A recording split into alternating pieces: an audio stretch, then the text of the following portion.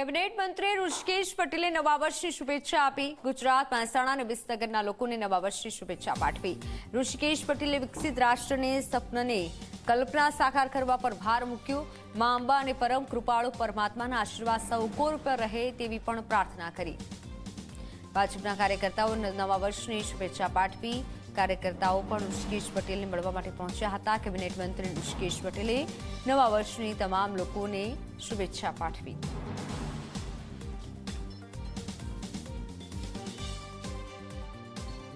ગુજરાત અને ગુજરાતીઓને અને સમગ્ર ભારતવાસીઓને આવતા વર્ષ અને વર્ષોની અનેક શુભકામનાઓ અને સાથે ભારતીય જનતા પાર્ટીના કાર્યકર્તાઓનો પ્રેમ, સ્નેહ એવો ને એવો બની રહે એના માટે પ્રભુને પણ પ્રાર્થના કરું છું। મા જગતજનની અંબાને પણ સમગ્ર ગુજરાતીઓ ઉપર અને ભારતવાસીઓ ઉપર સદાય એના આશીર્વાદ વસી રહે અને ગુજરાતે નક્કી કરેલા ગોલ અને આદરણીય પ્રધાનમંત્રી મોદી સાહેબે 47નો જે રોડમેપ બતાવ્યો છે એ પથ ઉપર ગુજરાત અને ભારત આગળ વધી અને વિકસિત રાષ્ટ્ર બને એ શ્રેણીમાં ચોક્કસ આવશે।